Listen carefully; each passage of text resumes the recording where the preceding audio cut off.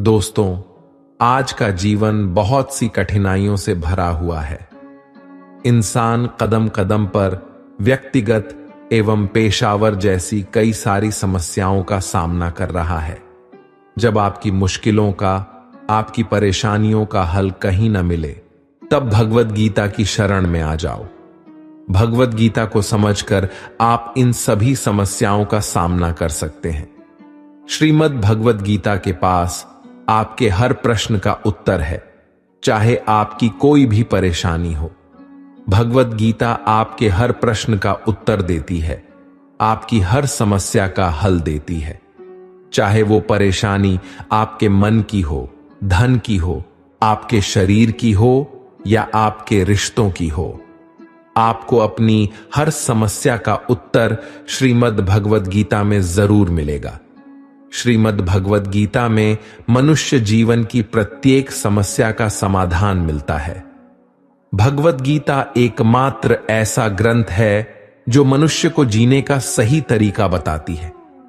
भगवद गीता का पूर्ण ज्ञान आज से लगभग 5000 साल पहले श्री कृष्ण के द्वारा अर्जुन को महाभारत के युद्ध में दिया गया था। महाभारत के इस युद्ध में अर्जुन अपने कर्म से पीछे हटकर युद्ध करने से मना कर देते हैं। तब श्री कृष्ण उन्हें गीता ज्ञान देते हैं। श्रीमद् भगवद गीता के अनमोल उपदेशों में आपकी जिंदगी की हर परेशानी का हल अवश्य मिलेगा। गीता का पहला अध्याय, जिसका नाम अर्जुन विषाद योग है, और दूसरा अध्याय जिसका नाम सांख्य योग है, इसके आरंभ में ही अर्जुन ने श्री कृष्ण के आगे अपना दुख प्रकट किया है। हे केशव, मैं कौरवों से कैसे युद्ध कर सकता हूं? यह सब तो मेरे अपने ही हैं। मैं कैसे पितामह भीष्म और गुरु द्रोणाचार्य से युद्ध करूंगा, क्योंकि ये दोनों तो मेरे पूजनीय हैं। इसलिए इन गुरुजनों को मारने से तो अच्छा है कि मैं भिक्षा मांगकर गुजारा करूं। और जिन कौरवों से मैं युद्ध करने जा रहा हूं, वो सब धृतराष्ट्र के पुत्र, मेरे भाई ही हैं, मेरी अपने ही हैं। इन सबको मारने से अच्छा है कि मैं सन्यासी बन जाऊं। तो श्री कृष्ण ने अर्जुन से कहा, यहां कौन अपना है और कौन पराया है? जो अधर्म करता है उसके साथ युद्ध करना तुम्हें मोक्ष और मुक्ति देगा। तुम अपने इस मन के मोह को त्याग दो, नहीं तो सारा जगत तुम्हारी निंदा ही करेगा, तुम्हें डरपोक कहेगा। और बात अपने पराये की नहीं है, बात धर्म और अधर्म की है, बात सही और गलत की है। अगर तुम गलत को सहोगे और उसका अंत नहीं करोगे, तो गलत करने वाले को और बल मिलेगा, वो और भी गलत करेगा। इसलिए अपने मोह को त्याग कर तुम युद्ध करो। महाभारत की एक और कहानी भी है। जब अर्जुन के पुत्र अभिमन्यु की युद्ध में मृत्यु हो जाती है, तब अर्जुन बहुत दुखी होते हैं, रोने लगते हैं।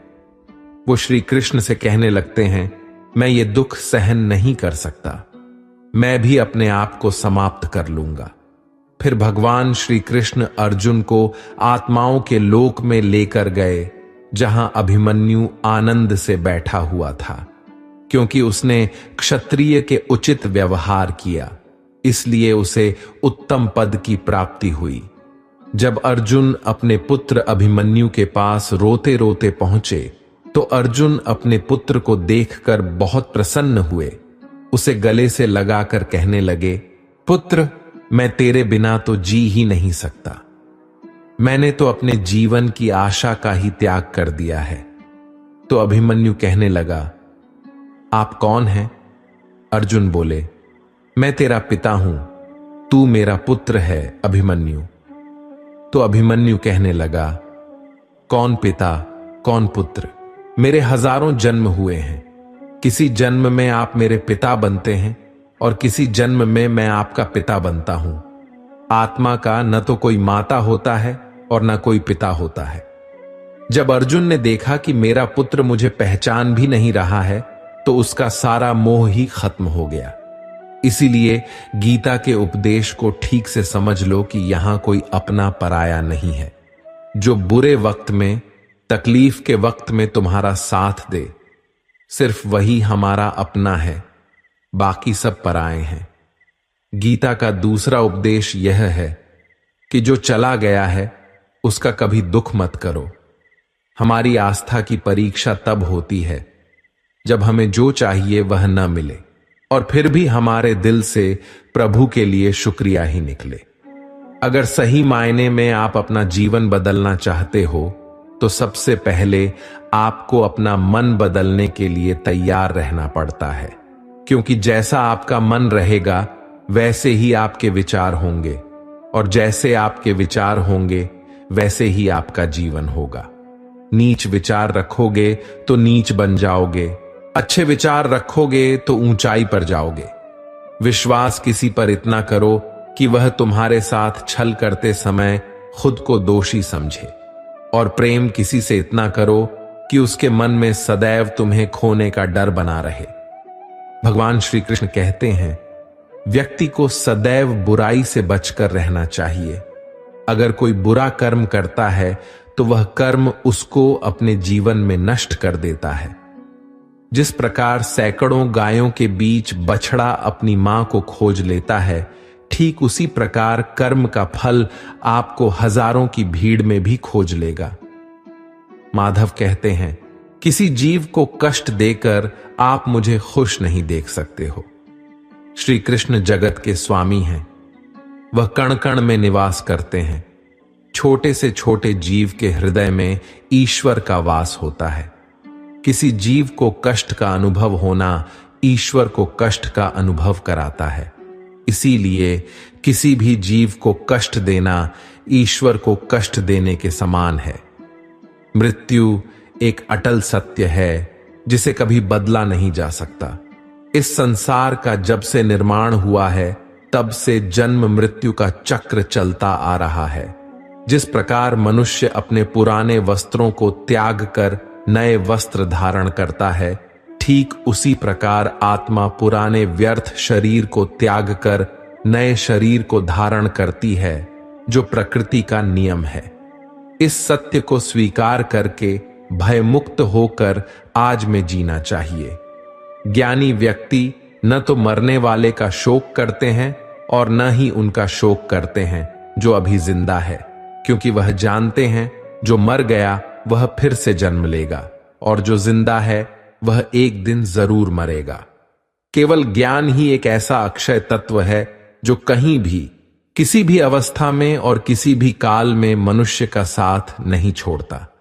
इस धरती पर जिस प्रकार मौसम में बदलाव आता है, ठीक उसी प्रकार जीवन में भी सुख दुख आता जाता रहता है।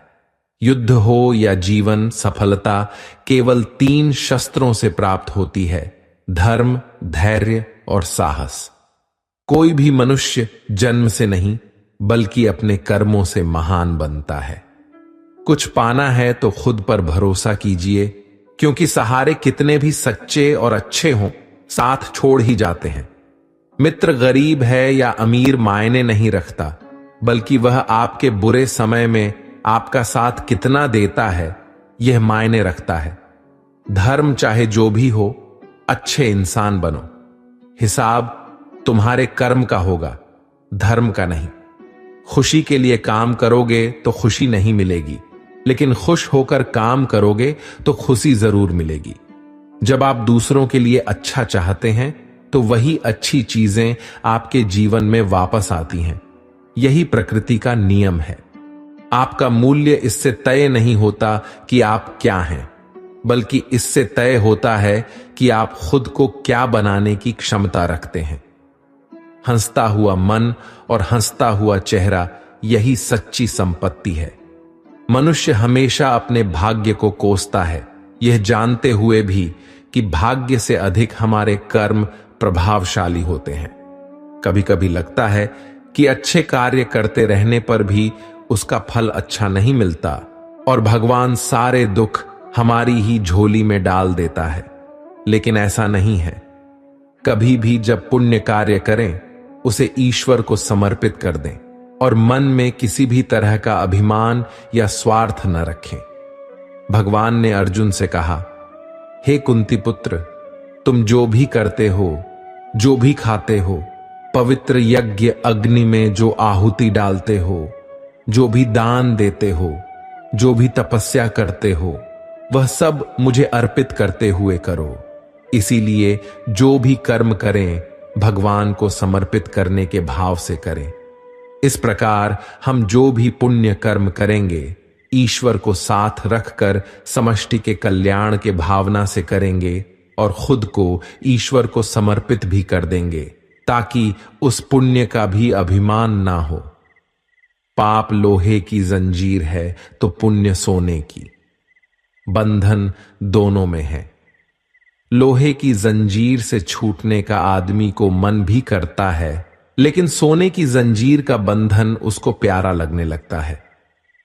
गीता में श्री कृष्ण ने कहा है कि पुण्य कर्म मुझे समर्पित कर दें, नहीं तो उसके बंधन में बंधे रहेंगे। लेकिन जहां तक पाप कर्म की बात है तो कहा गया है कि वो तो भोगना ही पड़ता है। रामचरितमानस में निषाद राज गुरु को राम जी का प्रेम यानी भक्ति मिली। भगवान राम ने गंगा पार कराने पर जब केवट को उतराई देनी चाहिए तो उसने विनयपूर्वक इनकार कर दिया। तब भगवान ने केवट को विमल भक्ति का वरदान देकर अनुग्रहित किया। भक्ति एक ऐसी चीज है जो पुरुषार्थ से प्राप्त नहीं होती। जिस पर ईश्वर कृपा करते हैं उसी को भक्ति प्राप्त होती है। भक्ति ऐसी है कि परमात्मा जिस पर प्रसन्न होते हैं वह जिसको देना चाहते हैं उसी को मिलती है। एक दर्पण अपनी काबिलियत कभी नहीं बदलता, चाहे वह 2 टुकड़ों में विभाजित हो या 1000 टुकड़ों में। इसलिए अपने असली बर्ताव को कभी नहीं बदलिए, चाहे कैसी भी परिस्थिति क्यों ना हो। जब परिस्थितियां हमारे वश में ना हो तब मन की स्थिति बदल कर देखिए।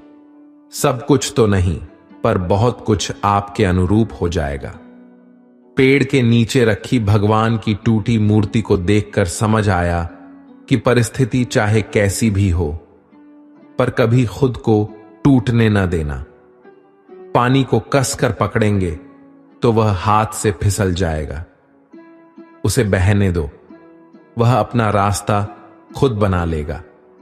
कभी कभी जब परिस्थितियां समझ में ना आए तो जो कुछ जीवन में घटित हो रहा है उसे शांत भाव और तटस्थ होकर बस देखना चाहिए। समय आने पर जीवन अपना मार्ग खुद बना लेगा। कठिन परिस्थितियों में दिमाग को शांत रखना सबसे जरूरी होता है। उस समय सारा माहौल विपरीत होता है। आपसे एक सवाल पूछता हूं, अगर अचानक कहीं आग लग जाए तो आप क्या करेंगे? कैसे बुझाएंगे? आप कहेंगे कि ऐसी परिस्थितियों के लिए हम पहले से इंतजाम करेंगे। आप बिल्कुल सही कह रहे हैं। सभी जगहों पर ऐसे परिस्थितियों के लिए कुछ न कुछ व्यवस्था पहले से होती है। आपको शायद मेरी ये बात अजीब लग रही होगी, लेकिन इसी में आपका सवाल का जवाब है। जैसे आग लगने पर कुआं नहीं खोजा जा सकता, वैसे ही अचानक मुश्किल हालात आने पर मन को शांत नहीं किया जा सकता। चाहे उस समय कितनी भी मोटिवेशनल स्पीच सुन लें या वीडियो देख लें, भक्ति भजन कर लीजिए, मन शांत नहीं होगा। इसलिए पहले से तैयारी जरूरी है।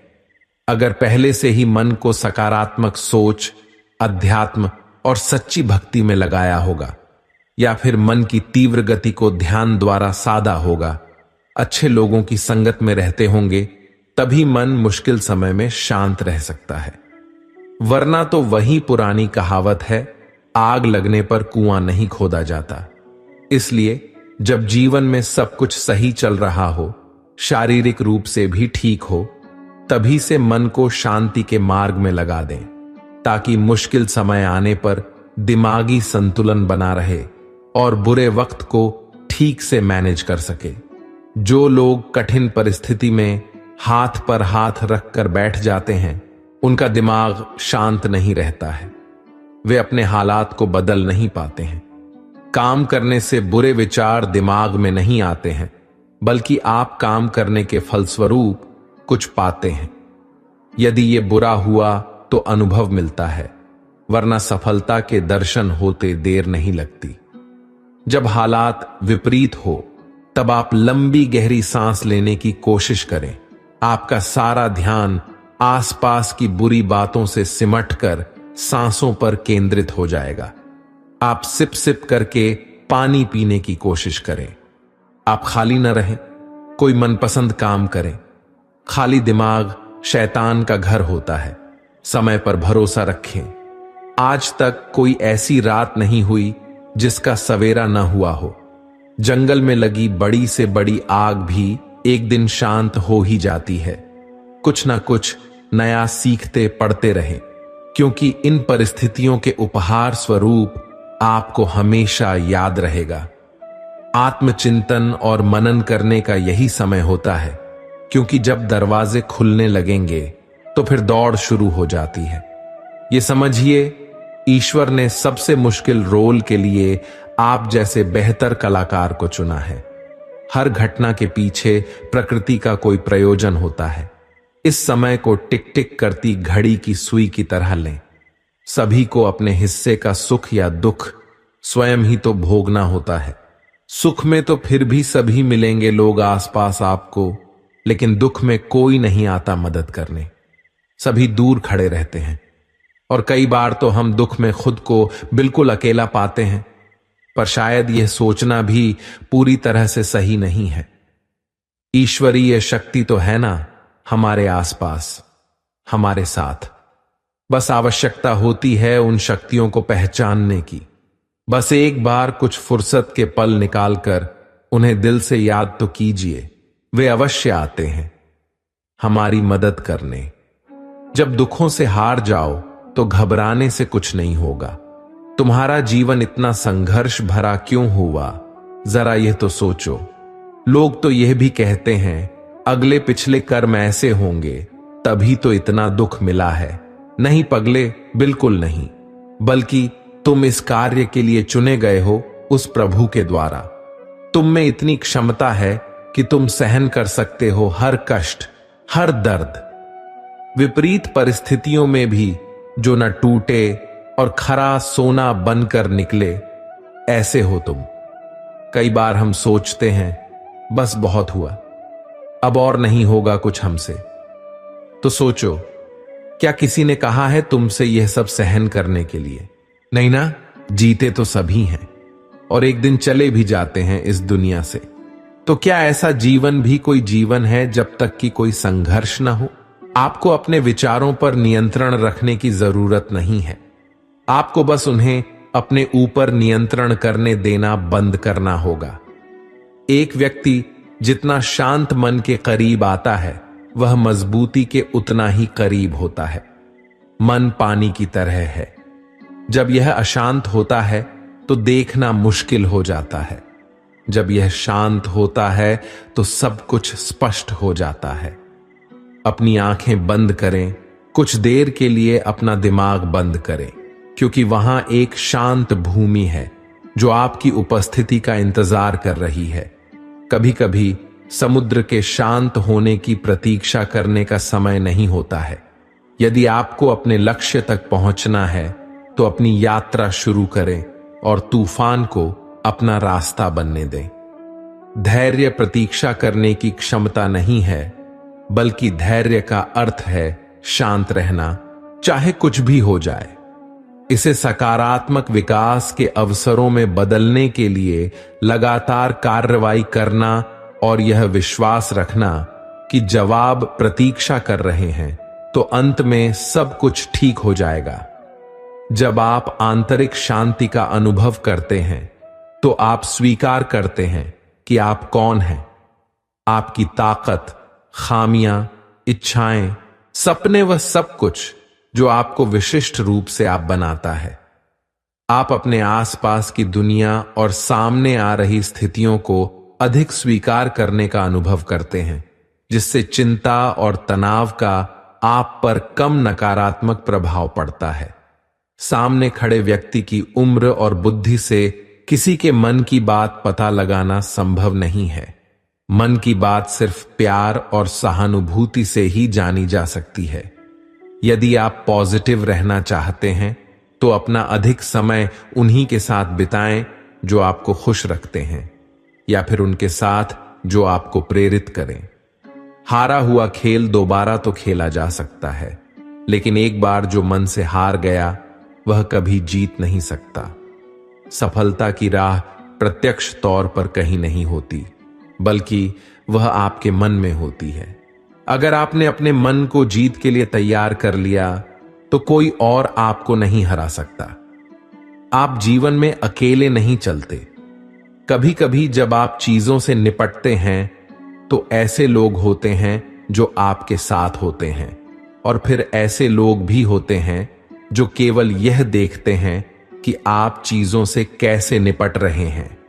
किसी भी स्थिति में आपको खुद पर नियंत्रण रखना चाहिए और हर तरह के लोगों के साथ अच्छे संबंध बनाने चाहिए।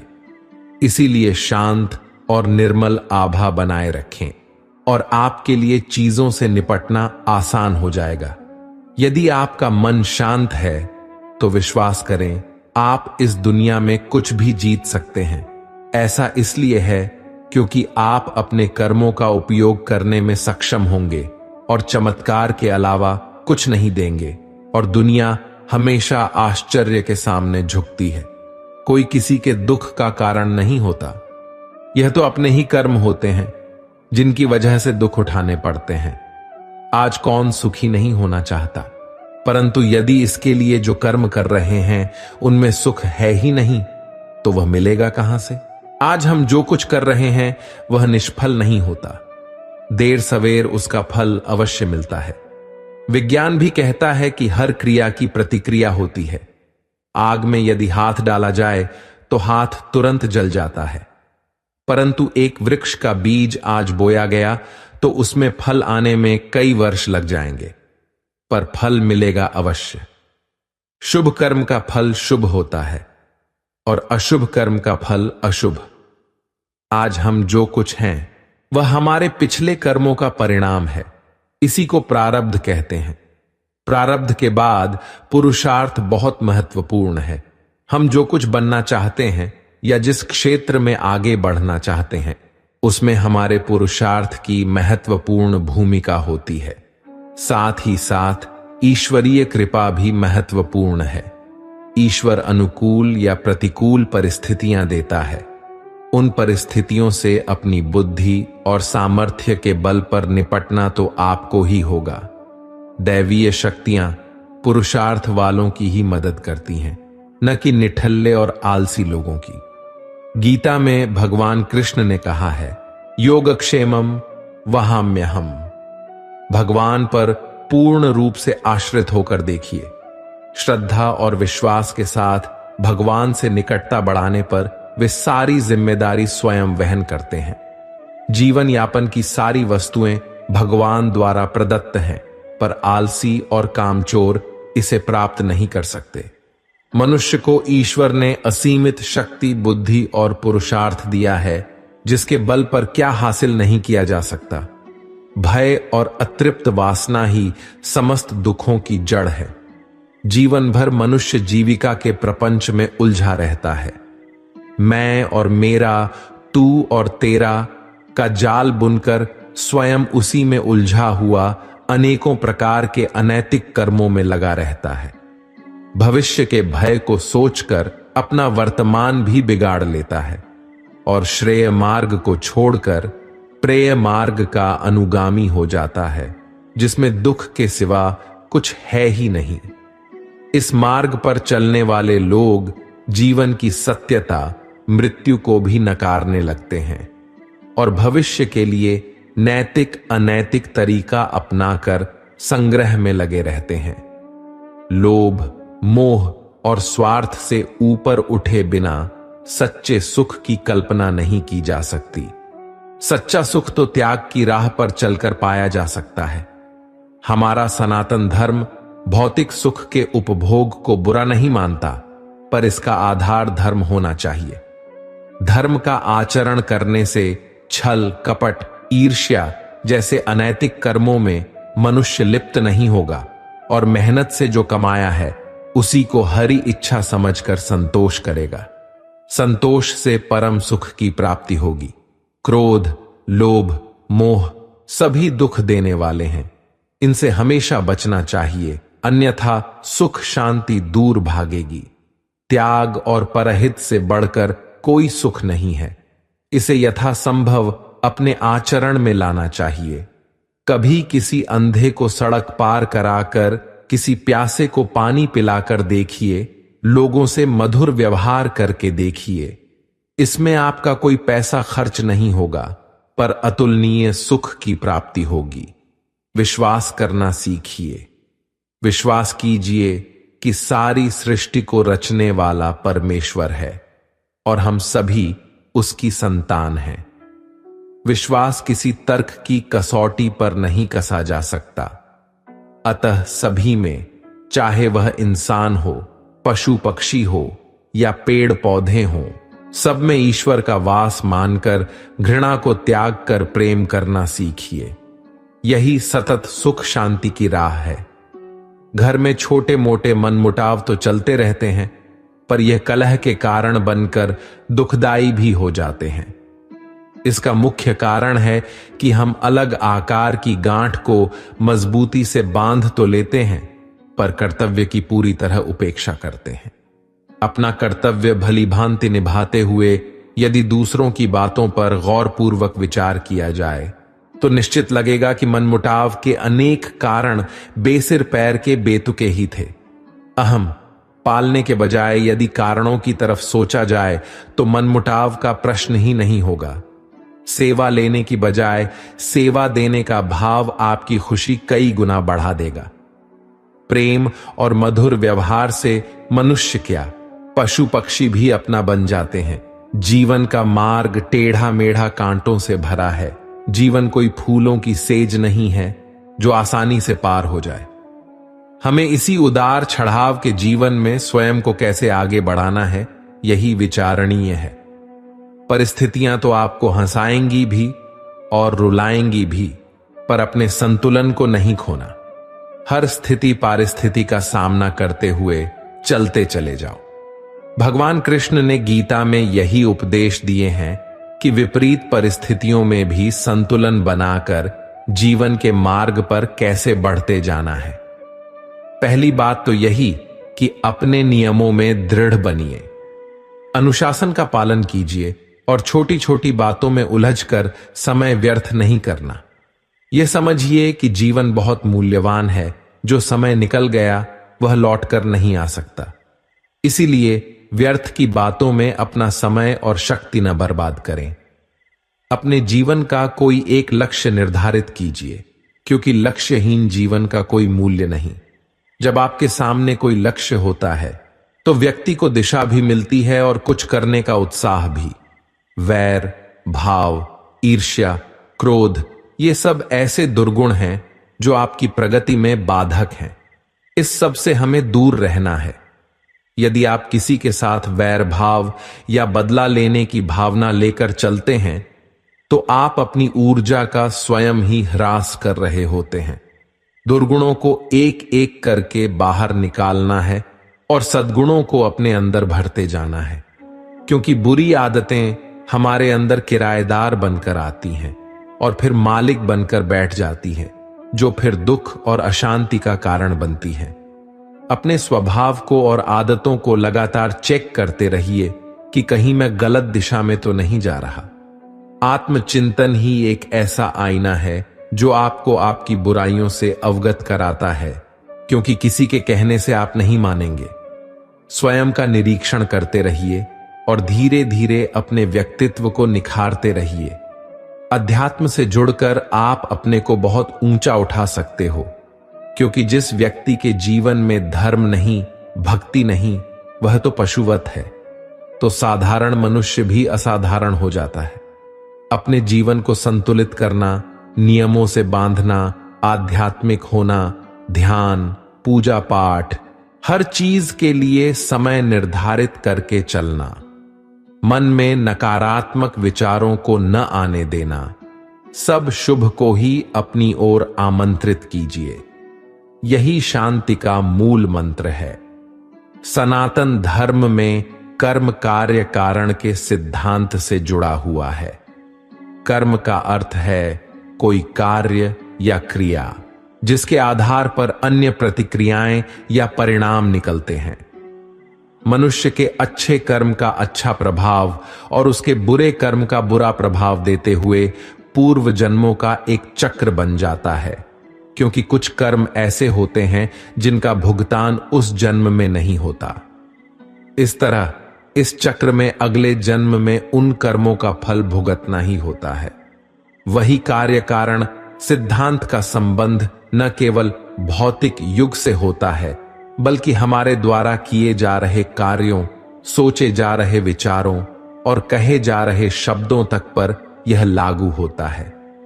कई बार हम कुछ ऐसे कार्य करते हैं जो हम करना नहीं चाहते, पर वह पूर्व जन्म के कर्म के आधार पर निश्चित होते हैं, जिस कारणवश वह कार्य किसी न किसी माध्यम से पूर्ण हो ही जाता है। जैसे ही पूर्व जन्म का हमारा चक्र समाप्त हो जाता है, व्यक्ति को उसी समय मोक्ष की प्राप्ति हो जाती है। हमारे शास्त्रों में इस बात का उल्लेख मिलता है कि 84 लाख योनियों के बाद मनुष्य का जन्म प्राप्त होता है। साथ ही यह भी विशेष रूप से वर्णित किया गया है कि केवल मनुष्य योनि में ही जन्म और मृत्यु के चक्र से मुक्ति पाई जा सकती है। मनुष्य के कर्म का फल उसकी परिस्थिति और दैवीय शक्तियों द्वारा निर्धारित होता है। ऐसा कहा जाता है कि यदि अच्छे कर्म बुरे कर्म की तुलना में अधिक हैं, तो बुरे कर्मों का फल इसी जन्म में और अच्छे कर्मों का फल अगले जन्म में मिलना निर्धारित होगा। इसी तरह यदि मनुष्य द्वारा किए गए कर्म में बुरे कर्म अच्छे कर्मों की तुलना में अधिक हैं, तो इस जन्म में अच्छे कर्म भोगने होंगे, जबकि बुरे कर्मों को भोगने के लिए अगला जन्म निर्धारित होगा। मनुष्य को कौन कौन से कर्म करने चाहिए? मनुष्य को अपने घर परिवार की आवश्यकताओं का ध्यान रखना चाहिए। अधिक पैसा होने के बावजूद जरूरत पड़ने पर उसे संभाले रखना भी बुरा कर्म बताया गया है। उस धन का इस्तेमाल मुसीबत के समय अवश्य करें। धन बचाने के लालच में न पड़े, अपनी आय से अधिक खर्च न करें और अपनी सामर्थ्य के अनुसार ही दान पुण्य करें। हमेशा अच्छे लोगों की संगत में रहे और दुष्ट छल कपट की संगति से खुद को बचा कर रखें। बुरी संगति हमें अक्सर बुरे परिणाम ही देती है। कभी भी खुद के स्वार्थ के लिए दूसरों का अहित करने का ना सोचें। शास्त्रों में इस बात का उल्लेख किया गया है कि जो जैसा बोता है उसे वैसा ही आगे चलकर काटना भी पड़ता है। कभी किसी व्यक्ति से कुछ छल से छीनने का प्रयास ना करें। इसे किए गए सभी पुण्य नष्ट हो जाते हैं और आप पाप के भागीदार बन जाते हैं। गरुड़ पुराण में इस बात का उल्लेख मिलता है कि किसी भी मनुष्य द्वारा किए गए बुरे कर्मों का परिणाम उसके जन्म से लेकर मृत्यु और उसके बाद तक दुखों का कारण बनता है। वह अपनी हर अवस्था में दुख भोगता है। अच्छे कर्म के बनने से पहले हमें इस पर ध्यान देने की जरूरत है कि आखिर अच्छे कर्मों के बनने का सबसे पहला पड़ाव क्या है। मनुष्य के द्वारा किए जाने वाले सभी कर्म उसके विचारों से निर्मित होते हैं। हमारी सकारात्मक या नकारात्मक सोच विचारों को जन्म देती है और वही विचार कर्म बनते हैं। इस तरह सोच सकारात्मक होने पर ही अच्छे कर्मों का निर्धारण हो सकता है। अच्छे कर्म को करने के लिए हमारे आसपास का वातावरण बहुत अधिक जिम्मेदार होता है। कहा भी जाता है कि जैसा वातावरण वैसे हम, इसलिए कोशिश करें कि अपने घर का वातावरण और शरीर का आभा मंडल सकारात्मक बनाए रखें। मृत्यु के पश्चात हमारे भीतर संग्रहित हुए कुछ कर्म अगले जन्म में चले आते हैं। उसे प्रारब्ध कहते हैं। सनातन धर्म में 3 प्रकार के प्रारब्ध का उल्लेख किया गया है। मंद प्रारब्ध, जिसे वैदिक पुरुषार्थ के द्वारा बदला जा सकता है। तीव्र प्रारब्ध, हमारे पुरुषार्थ और संतों के पुरुषार्थ से बदल सकता है। तीव्र प्रारब्ध अपरिवर्तनीय है, क्योंकि इसमें जो होना है वह होकर ही रहेगा। संसार में सबसे बड़ा पाप क्या है? संसार में सबसे बड़ा पाप स्त्री का अपमान करना बताया गया है। स्त्री को सृजनकर्ता का दर्जा दिया गया है, और यदि स्त्री का अपमान किया जाएगा तो वह व्यक्ति सबसे बड़े पाप का भोगी माना जाता है। श्रीमद् भागवत गीता में द्रौपदी का अपमान ही महाभारत जैसे युद्ध का कारण बना था।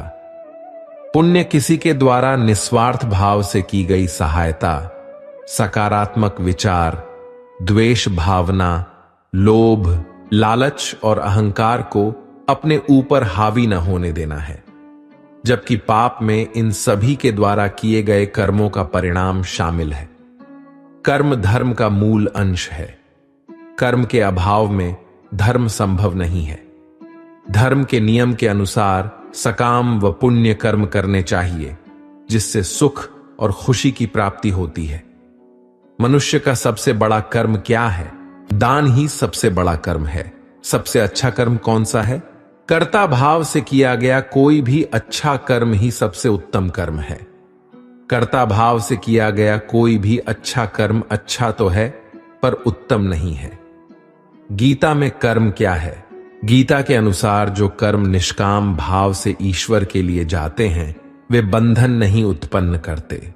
वे मोक्ष रूप परम पद की प्राप्ति में सहायक होते हैं। इस प्रकार कर्म, फल तथा आसक्ति से रहित होकर ईश्वर के लिए कर्म करना वास्तविक रूप से कर्म योग है, और इसका अनुसरण करने से मनुष्य को अभ्युदय तथा निश्रा होती है।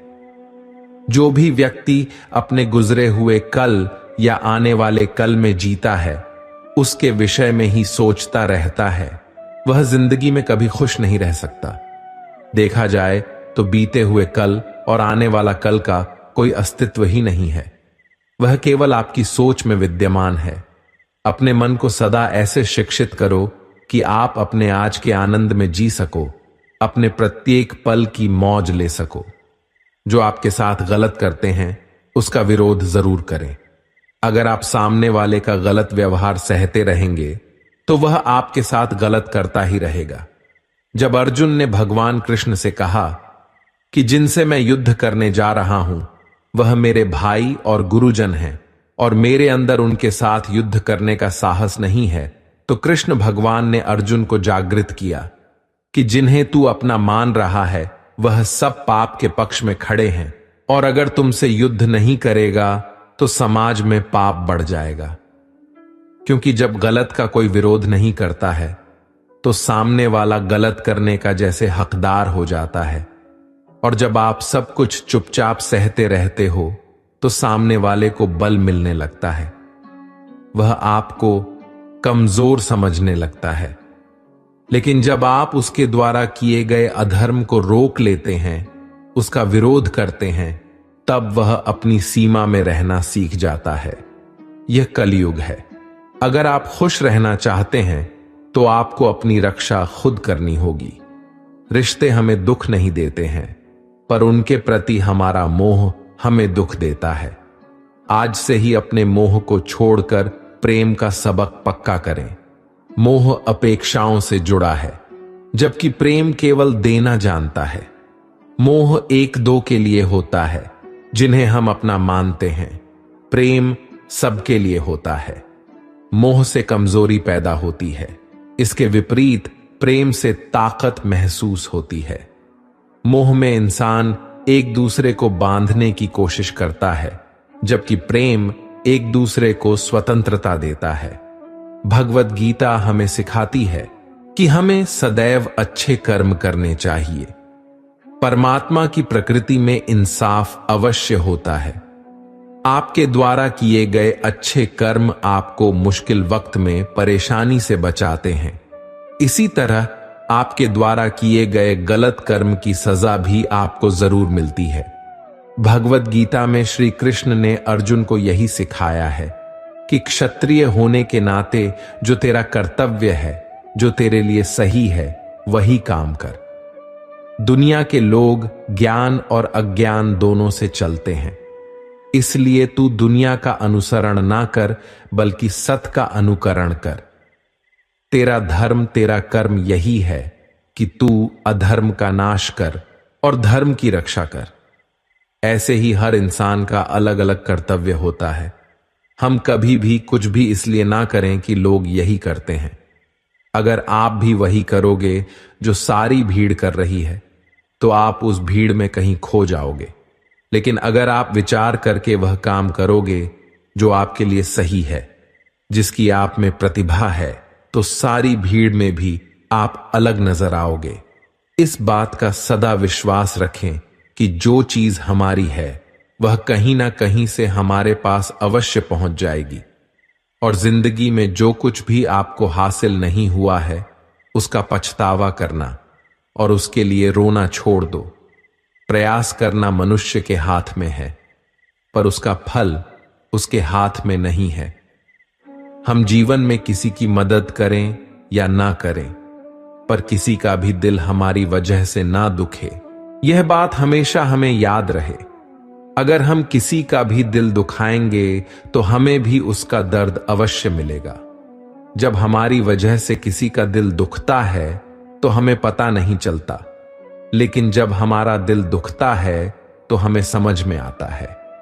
भगवत गीता हमें सिखाती है कि जो कुछ भी होता है अच्छे के लिए होता है। जो हो रहा है उसमें भी कोई भलाई अवश्य है, और जो होगा उसमें दृढ़ विश्वास रखें कि अच्छा ही होगा। कभी कभी हमारे जीवन में कुछ ऐसी परिस्थितियां आ जाती हैं कि हमारे अंदर यह ख्याल आता है कि मेरे साथ ही ऐसा क्यों हुआ, या मेरे साथ बहुत गलत हुआ। लेकिन जब वक्त गुजर जाता है तब हमें एहसास होता है कि अगर हमारे साथ ये सब नहीं हुआ होता तो आज हम इस मुकाम पर नहीं होते। मनुष्य को किसी भी चीज की अति नहीं करनी चाहिए, न किसी से अधिक राग, न किसी से अधिक का वैर। हद से ज्यादा आराम आपको आलसी बना सकता है, और हद से ज्यादा खाना आपको बीमार कर सकता है। बहुत ज्यादा भूखा रहना भी खराब है। पूरी नींद, पूरा विश्राम और पूरा भोजन हर व्यक्ति के लिए जरूरी है। जीवन को सदा संतुलन के साथ जीना चाहिए। चाहे आपके पास कितनी भी शक्ति क्यों ना हो, लेकिन सत्य और ईश्वर जिसके साथ खड़े हो जाए, उसे दुनिया की कोई भी ताकत नहीं हरा सकती। अर्जुन धर्म युद्ध लड़ रहे थे, भगवान कृष्ण उनके साथ थे और उनकी जीत निश्चित थी।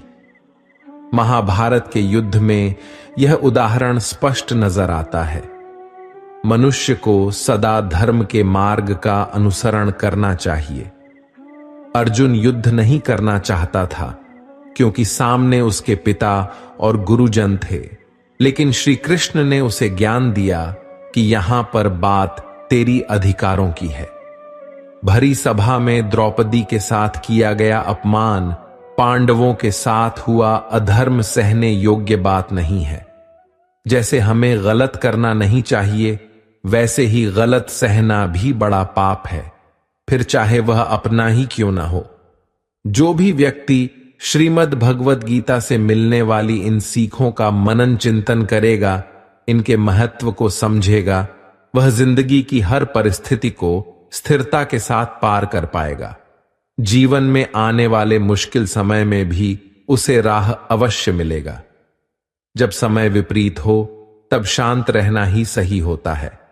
अशांति तभी आती है जब सब कुछ आपकी इच्छानुसार नहीं होता है, अथवा कुछ भी आपके हिसाब से नहीं होता है।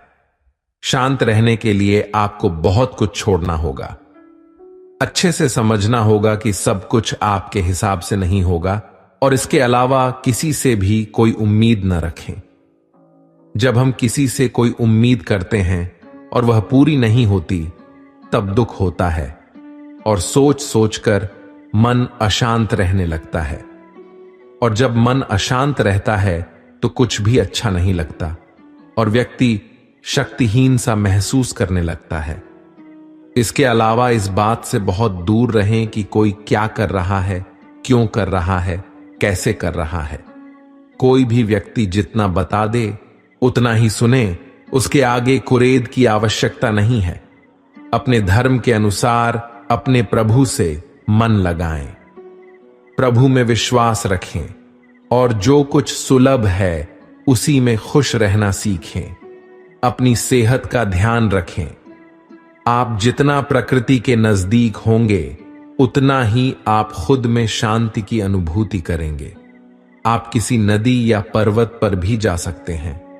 आप ध्यान द्वारा भी शांति प्राप्त कर सकते हैं। मन का बेचैन होना उसका स्वभाव है। हमारे मन को लगता है कि अगर वह अलग अलग बातों के बारे में सोचता रहेगा तो हमें आने वाली हर मुश्किल और मुसीबत से बचा लेगा, पर ऐसा होता नहीं है। हम अपने जीवन का काफी अधिक समय सोच विचार करके परेशान होने में निकाल देते हैं। भगवान श्री कृष्ण कहते हैं कि मन का यह स्वभाव बदलना मुश्किल जरूर है। मनुष्य को किसी भी चीज की अति नहीं करनी चाहिए, न किसी से अधिक का राग, न किसी से अधिक का वैर। हद से ज्यादा आराम आपको आलसी बना सकता है और हद से ज्यादा खाना आपको बीमार कर सकता है। बहुत ज्यादा भूखा रहना भी खराब है। पूरी नींद, पूरा विश्राम और पूरा भोजन हर व्यक्ति के लिए जरूरी है। जीवन को सदा संतुलन के साथ जीना चाहिए। चाहे आपके पास कितनी भी शक्ति क्यों ना हो, लेकिन सत्य और ईश्वर जिसके साथ खड़े हो जाए उसे दुनिया की कोई भी ताकत नहीं हरा सकती। अर्जुन धर्म युद्ध लड़ रहे थे। भगवान कृष्ण उनके साथ थे और उनकी जीत निश्चित थी। महाभारत के युद्ध में यह उदाहरण स्पष्ट नजर आता है। मनुष्य को सदा धर्म के मार्ग का अनुसरण करना चाहिए। अर्जुन युद्ध नहीं करना चाहता था क्योंकि सामने उसके पिता और गुरुजन थे, लेकिन श्री कृष्ण ने उसे ज्ञान दिया कि यहां पर बात तेरे अधिकारों की है। भरी सभा में द्रौपदी के साथ किया गया अपमान और पांडवों के साथ हुआ अधर्म सहने योग्य बात नहीं है। जैसे हमें गलत करना नहीं चाहिए, वैसे ही गलत सहना भी बड़ा पाप है, फिर चाहे वह अपना ही क्यों ना हो। जो भी व्यक्ति श्रीमद् भगवत गीता से मिलने वाली इन सीखों का मनन चिंतन करेगा, इनके महत्व को समझेगा और जीवन की हर परिस्थिति को स्थिरता के साथ पार कर पाएगा, उसे जीवन में आने वाले मुश्किल समय में भी राहत अवश्य मिलेगा। जब समय विपरीत हो तब शांत रहना ही सही होता है। अशांति तभी आती है जब सब कुछ आपकी इच्छानुसार नहीं होता है अथवा कुछ भी आपके हिसाब से नहीं होता है। शांत रहने के लिए आपको बहुत कुछ छोड़ना होगा, अच्छे से समझना होगा कि सब कुछ आपके हिसाब से नहीं होगा और इसके अलावा किसी से भी कोई उम्मीद न रखें। जब हम किसी से कोई उम्मीद करते हैं और वह पूरी नहीं होती तब दुख होता है और सोच सोच कर मन अशांत रहने लगता है। जब मन अशांत रहता है तो कुछ भी अच्छा नहीं लगता और व्यक्ति शक्तिहीन सा महसूस करने लगता है। इसके अलावा इस बात से बहुत दूर रहे कि कोई क्या कर रहा है, क्यों कर रहा है या कैसे कर रहा है। कोई भी व्यक्ति जितना बता दे उतना ही सुन ले। उसके आगे कुरेद की आवश्यकता नहीं है। अपने धर्म के अनुसार अपने प्रभु से मन लगाएं, प्रभु में विश्वास रखें। जो कुछ सुलभ है उसी में खुश रहना सीखें। अपनी सेहत का ध्यान रखें। आप जितना प्रकृति के नजदीक होंगे उतना ही आप खुद में शांति की अनुभूति करेंगे। आप किसी नदी या पर्वत पर भी जा सकते हैं। आप ध्यान द्वारा भी शांति प्राप्त कर सकते हैं। मन का बेचैन होना उसका स्वभाव है।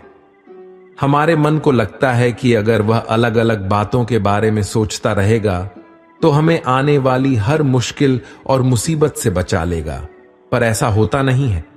हम अपने जीवन का काफी अधिक समय सोच विचार करके परेशान होने में निकाल देते हैं। भगवान श्री कृष्ण कहते हैं कि मन का यह स्वभाव बदलना मुश्किल जरूर है, लेकिन असंभव नहीं। अच्छा, अब आप एक बात बताइए, क्या आप कुएं को कह सकते हैं कि वह को की आवाज न करे? या फिर क्या आप किसी मेंढक को कह सकते हैं कि वह पानी देखते ही ऊंची छलांग न मारे? हमारे मन का भी कुछ ऐसा ही है। जीवन में कुछ भी होता है, अच्छा या बुरा, हमारा मन उस पर कांव कांव करने लगता है। कांव कांव से मेरा मतलब है चिंता करना, व्याकुल होना। कोई बुरी बात होती भी नहीं है और मन परेशानी की ऊंची ऊंची लपटें लेने लगता है। कभी कभी तो मुझे ऐसा लगता है कि हम में से कई लोग सिर्फ परेशान होने के लिए जीते हैं। सारी परेशानी, पीड़ा और दुविधा अक्सर हमारी मन की बनाई हुई कहानियां होती हैं। हमारे मन को शांत और स्थिर करने के लिए दो उपाय हैं। पहला, ध्यान लगाना या मेडिटेशन। दूसरा, वैराग्य भाव सीखना। अब ध्यान या मेडिटेशन शब्द सुनते ही आप में से कई लोग कहेंगे कि आप आंख बंद कर सांसें अंदर बाहर नहीं ले सकते। यहां हम सब गलती कर बैठते हैं। मेडिटेशन या ध्यान का मतलब सिर्फ आंख बंद कर बैठना नहीं होता। मेडिटेशन का मतलब होता है अपना पूरा ध्यान किसी चीज पर लगाना और उसे हटने नहीं देना। अगर आप रोटी बना रहे हैं तो सिर्फ उस बात पर ध्यान दीजिए। अगर आप पिक्चर देख रहे हैं तो अपना पूरा ध्यान पिक्चर पर लगाएं। ये मत सोचिए कि पिक्चर देखकर आप अपना कितना वक्त बर्बाद कर रहे हैं।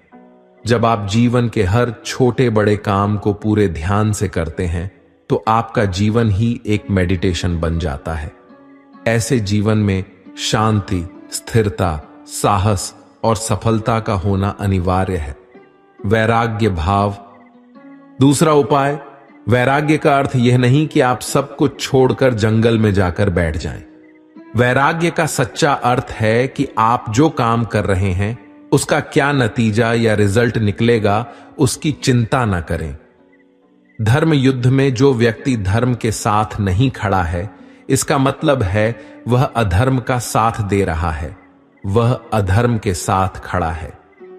श्री कृष्ण कहते हैं, हे अर्जुन, तू शास्त्रों में बताए गए अपने धर्म के अनुसार कर्म कर, क्योंकि कर्म न करने की अपेक्षा कर्म करना श्रेष्ठ है, तथा कर्म न करने से तेरा शरीर निर्वाह भी नहीं सिद्ध होगा। कोई भी मनुष्य क्षण भर भी कर्म किए बिना नहीं रह सकता। सभी प्राणी प्रकृति के अधीन हैं और प्रकृति अपने अनुसार हर प्राणी से कर्म करवाती है और उसके परिणाम भी देती है। श्रेष्ठ पुरुष जैसा आचरण करते हैं, सामान्य पुरुष भी वैसा ही आचरण करने लगते हैं। श्रेष्ठ पुरुष जिस कर्म को करता है उसी को आदर्श मानकर लोग उसका अनुसरण करते हैं।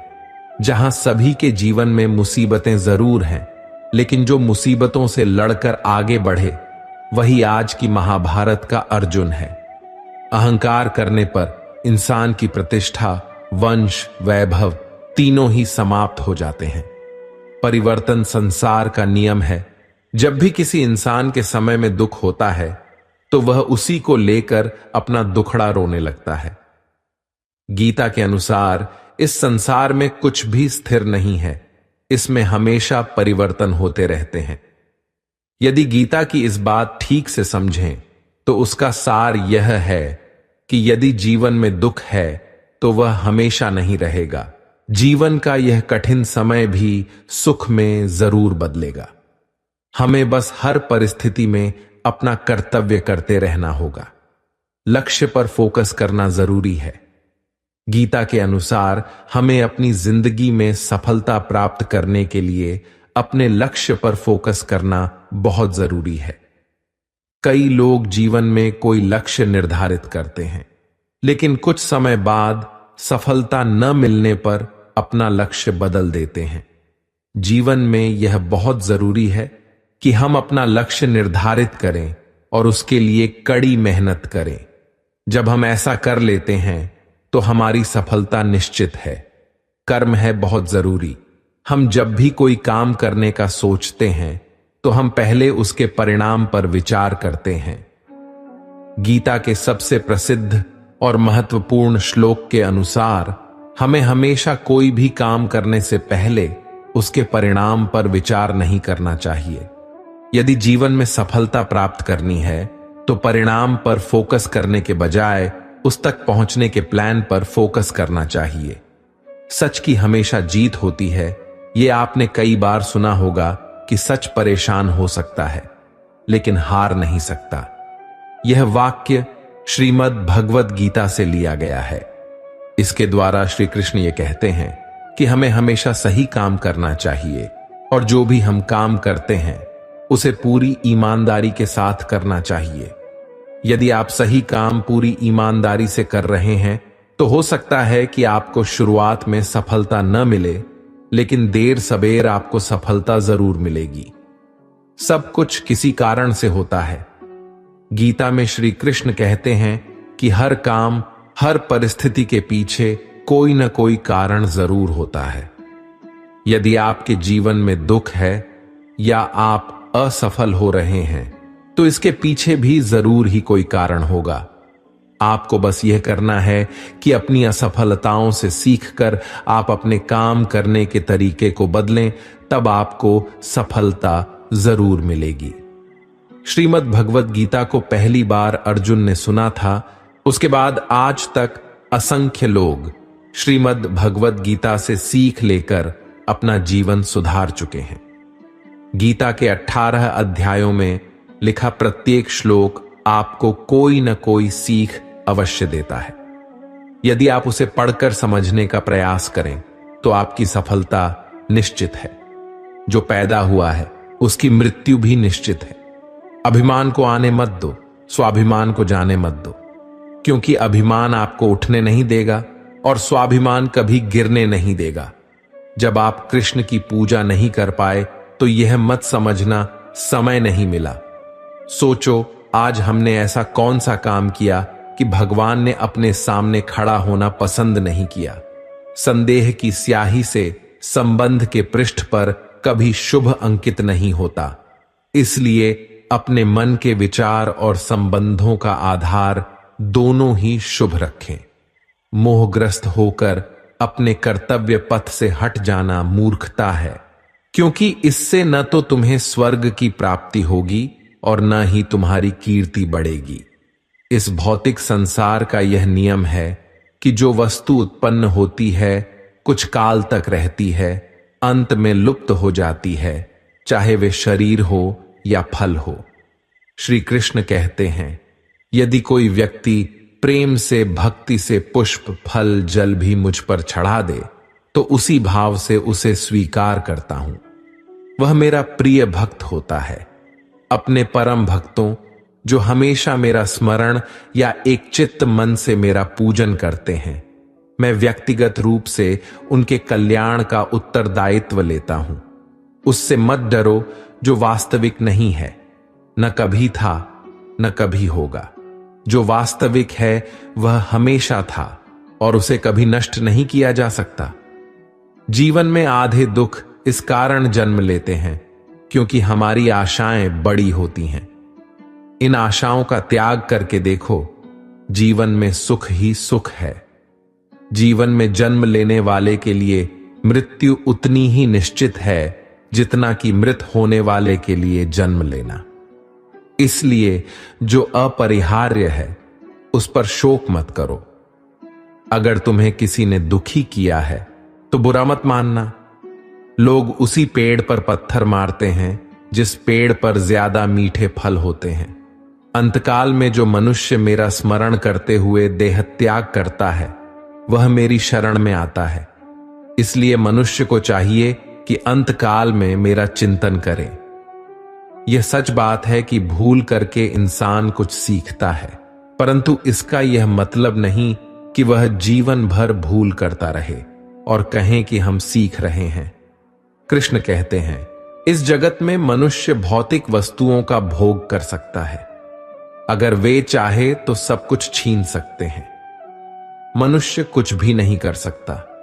स्वार्थ से रिश्ते बनाने की कितनी भी कोशिश करे वह कभी नहीं बनते हैं, और प्रेम से बने रिश्तों को कितना भी तोड़ने की कोशिश करे वह कभी नहीं टूटते। क्रोध से भ्रम पैदा होता है, भ्रम से बुद्धि व्यग्र होती है। जब बुद्धि व्यग्र होती है तब तर्क नष्ट हो जाता है। जब तर्क नष्ट होता है तब व्यक्ति का पतन हो जाता है। आत्मा न तो जन्म लेती है, न कभी मरती है, और ना ही इसे कभी जलाया सकता है, ना ही पानी से गीला किया जा सकता है। आत्मा अमर और अविनाशी है। अगर व्यक्ति शिक्षा से पहले संस्कार, व्यापार से पहले व्यवहार और भगवान से पहले माता पिता को पहचान ले तो जिंदगी में कभी कोई कठिनाई नहीं आएगी। कृष्ण कहते हैं, जैसे प्राणी अपने पुराने कपड़ों को उतार कर फेंक देता है और नए को धारण करता है, उसी प्रकार यह आत्मा पुराने शरीर को त्याग कर नया शरीर प्राप्त करती है। तुम उसके लिए शोक करते हो जो शोक करने के योग्य नहीं है, और फिर भी ज्ञान की बातें करते हो। बुद्धिमान व्यक्ति न जीवित और न ही मृत व्यक्ति के लिए शोक करते हैं। मन की गतिविधियों, होश, श्वास और भावनाओं के माध्यम से भगवान की शक्ति सदा तुम्हारे साथ है और लगातार तुम्हें बस एक साधन की तरह प्रयोग कर सभी कार्य कर रही है। अगर कोई मनुष्य हमारे साथ बुरा कर रहा है तो उसे करने दो, ये उसका कर्म है और समय उसके कर्म का फल उसे जरूर देगा। लेकिन हमें कभी भी किसी के साथ बुरा नहीं करना चाहिए, क्योंकि यही हमारा धर्म है। मानव कल्याण ही भगवत गीता का प्रमुख उद्देश्य है। इसलिए मनुष्य को अपने कर्तव्यों का पालन करते समय मानव कल्याण को प्राथमिकता देना चाहिए। तुम क्यों व्यर्थ में चिंता करते हो? तुम क्यों भयभीत होते हो? कौन तुम्हें मार सकता है? आत्मा न कभी जन्म लेती है और ना ही इसे कोई मार सकता है। यही जीवन का अंतिम सत्य है। जिसने मन को जीत लिया है उसने पहले ही परमात्मा को प्राप्त कर लिया है, क्योंकि उसने शांति प्राप्त कर ली है।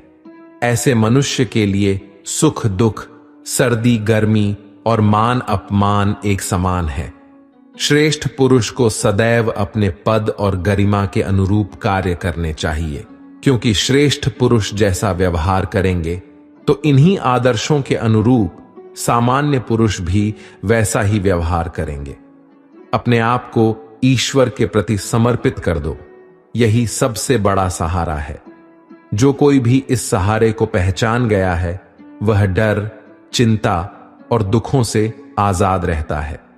मनुष्य को अपने कर्मों के संभावित परिणामों से प्राप्त होने वाली विजय या पराजय, लाभ या हानि, प्रसन्नता या दुख इत्यादि के बारे में सोचकर चिंता से ग्रसित नहीं होना चाहिए। महाभारत के युद्ध के दरमियान भगवान श्री कृष्ण द्वारा दिए गए गीता उपदेश को लोग अगर अपने जीवन में उतारें तो आप निश्चित ही जीवन में सफल हो सकते हैं। गीता सार के ये उपदेश एक सफल जीवन के निर्माण के लिए बेहद महत्वपूर्ण भूमिका निभाते हैं। दोस्तों, हमारा यह वीडियो देखने के लिए बहुत बहुत धन्यवाद। हम आशा करते हैं कि आप लोगों ने इस वीडियो से बहुत कुछ सीख लिए होंगे। दोस्तों, मिलते हैं अगले वीडियो में एक नई सीख के साथ। तब तक के लिए अपना ख्याल रखें। धन्यवाद। जय श्री कृष्ण।